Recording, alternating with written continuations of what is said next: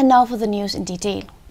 Prime Minister Narendra Modi arrived in Tokyo this morning on a two-day visit to Japan to participate in the Quad Leaders Summit.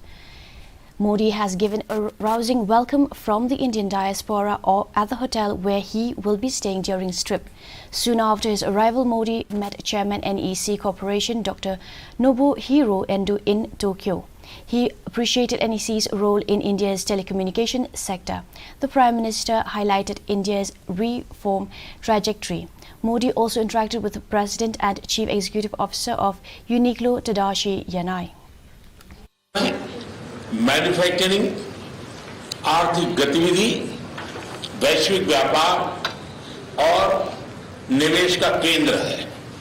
इतिहास इस बात का गवाह है कि Indo Pacific क्षेत्र के ट्रेड प्रवाहों में भारत सदियों से एक प्रमुख केंद्र रहा है। India's 1 million all women